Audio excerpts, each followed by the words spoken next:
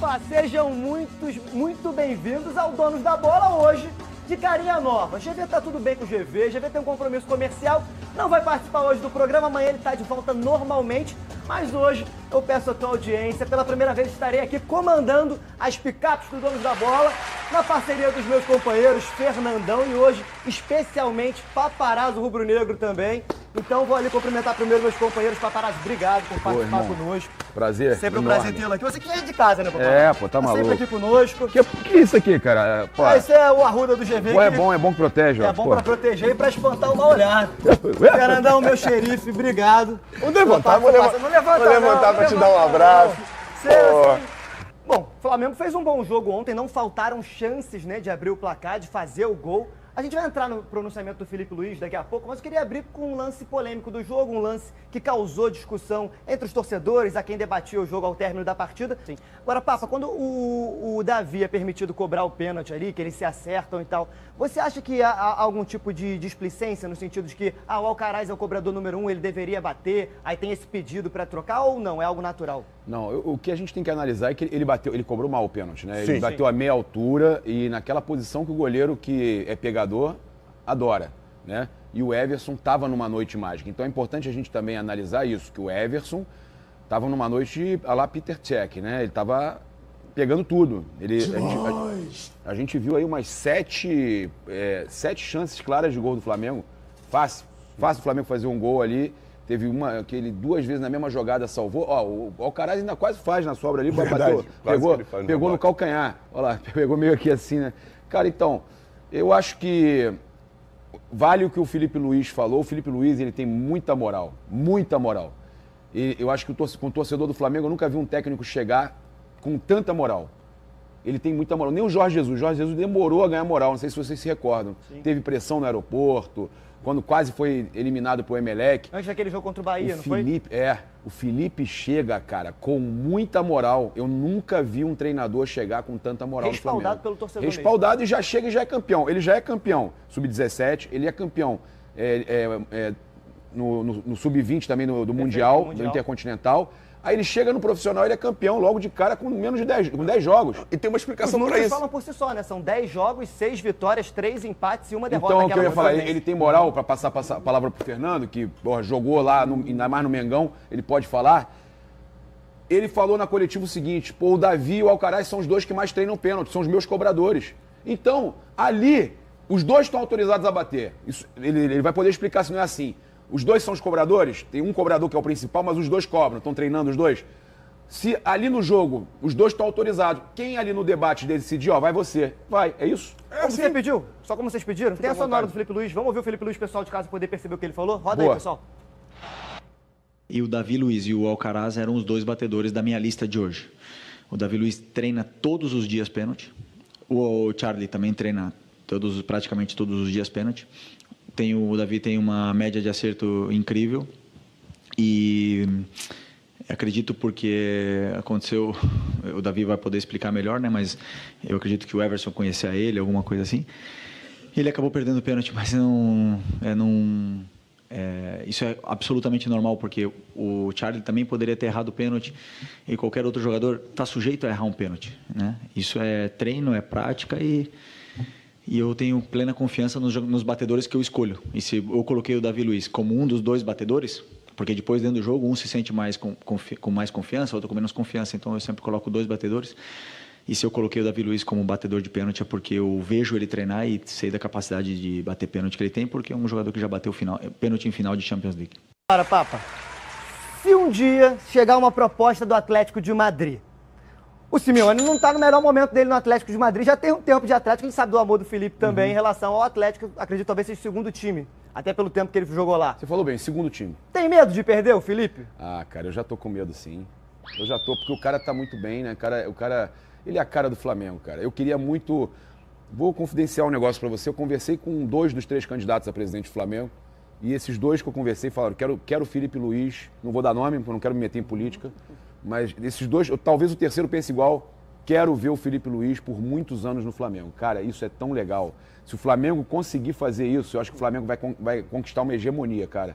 Porque o Fernando pode falar bem sobre isso. Você poder escolher os jogadores na hora de contratar para o ano seguinte, para daqui a 2 anos você vai contar, faz um contrato de 4 anos com o jogador, correto, Fernando? Claro. Sabendo que aquele jogador tem o DNA o tipo de jogo que você gosta. Até porque espero que isso seja concreto, né? Não, tenho certeza que o Papa escutou isso, acredito no Papa, só que a gente sabe que o Flamengo é um triturador de treinadores, né? E dentro do que é a realidade do clube, se isso acontecer de verdade, é impossível as coisas não darem certo, porque mesmo dentro de erros, você vai ajustando, vai consertando o que está errado, dando a sua cara, e é muito difícil as coisas não acontecerem em um time com um treinador em ascensão como o Felipe, com o poder financeiro do Flamengo, podendo contratar os melhores em suas posições e tendo a estrutura física que o Flamengo tem e ainda tendo a alma que o Flamengo tem.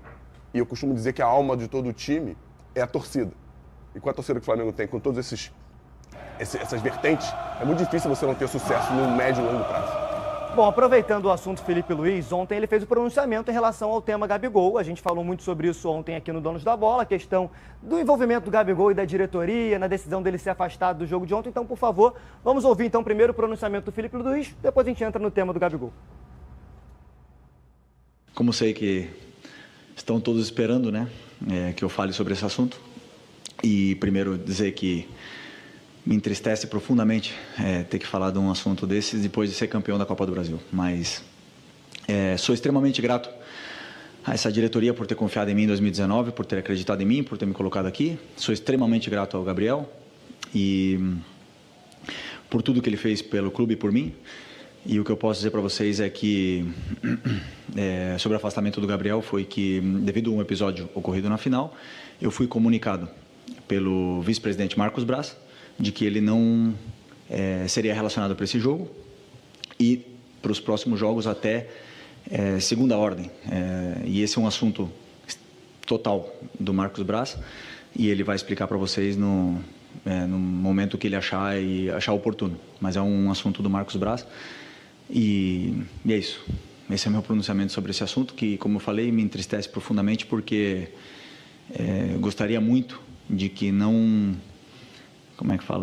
sujasse o título maravilhoso e incrível que esse grupo conquistou por nenhum motivo extracampo. Então, espero que esse assunto se resolva o antes possível, porque todos os torcedores merecem que o Flamengo sempre esteja bem. O Felipe deixou bem claro que a decisão do afastamento do Gabriel foi tomada pela diretoria, que não passou por ele, ele acatou uma decisão que já tinha sido tomada. E em relação ao pronunciamento do Felipe ontem, foi uma decisão também do Flamengo, em que ele apenas faria um pronunciamento que os jornalistas não poderiam perguntar sobre. Um amigo nosso do jornal o Globo, João Pedro Fragoso, até perguntou para o Felipe em relação a como ele administrava casos como esse, por já ter passado no futebol, já ter vivido, digamos que, crises dentro de elencos. E aí ele falou sobre outras situações, mas não se aprofundou no caso do Gabigol. Não, eu acho que a gente precisa analisar também essa imagem que a gente está vendo aí agora. O Gabigol, com a camisa 10, que foi emprestada pelo que passaram aí no Twitter, antigo Twitter, o atual X. A camisa 10 do Zico, que era de um colecionador, Jorge Izquierdo. Né? Linda, por sinal. E ele emprestou pro Gabigol utilizar. Ela é meio furadinha, né? Aquela da década de 70, 80, né? E aí, cara, o que acontece? 80. O Gabigol, quando vai pro campo com a camisa 10, ele tá afrontando 2 vezes a diretoria para mostrar que, tipo, eu tenho mais força que vocês. Primeiro, ele tá usando a 10 que eles tomaram dele e botaram ele com a 99. Ele tá fazendo um protesto. Ele tá com a 10. Segundo, ele tá dentro do campo que eles falaram, ele não foi afastado dos treinos, ele foi afastado só dos relacionados. Então, afastaram ele do jogo. E ele vai pro Maracanã e vai dentro do campo, pisa dentro do campo e fica ali com a camisa 10. Então isso tudo é uma simbologia, tipo, olha, vocês tentam me boicotar, me retaliar, eu também vou retaliar contra vocês. Né? Até mesmo as declarações dele no Twitter são assim, né? Quando ele fala que ele ia na Norte, Sim. que ele ia na arquibancada Norte, depois ele é convencido a não ir por questão de segurança e tal, mas ele ia na Norte por quê? Cara, vocês já assistiram o filme do Gladiador? O Gladiador, ele enfrenta o Imperador Romano como? Ele faz o povo ficar contra o Imperador Romano. Então o Gabigol faz tudo muito pensado. Ele pensa, ele tem gente por trás dele que, né, ajuda ele a tomar essas decisões. E eu não acho bacana algumas dessas decisões, mas ele é inteligente. Ele consegue fazer as coisas acontecerem e deixar os dirigentes até com a pulga atrás, nervosos, até preocupados. O anúncio de saída do Flamengo no momento em que foi, da forma como foi, é um pouco isso, né? Botou pressão. Tudo isso é premeditado, pensado. Eu acho que ele errou demais de chamar os holofotes para cima dele naquele momento de título. O Filipe Luiz está falando disso, tá? De sujar um pouco da comemoração. Sim. Não era pro Gabigol ter feito isso. Ele entende... E aí o Filipe fala o seguinte, o Filipe confirma tudo que foi falado na imprensa, ele não desmente jornalista nenhum. Porque ele fala o seguinte, um episódio ocorrido na final. Ele usa, eu mandei você prestar atenção na hora. Durante ele deixa claro, um episódio ocorrido durante a final.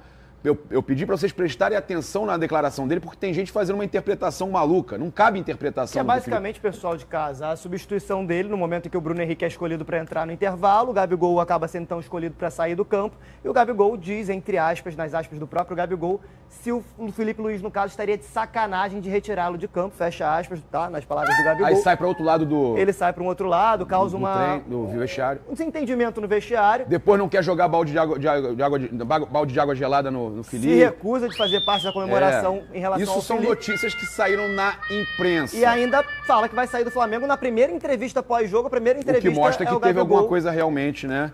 O que é bom ficar claro pra galera que tá em casa, não é a primeira vez que existe um desentendimento de um jogador que não quer deixar a partida, que sai, que se irrita, que desrespeita o seu companheiro que vai entrar no seu lugar. Ele tava abraçando o Felipe depois do jogo porque isso é um desrespeito.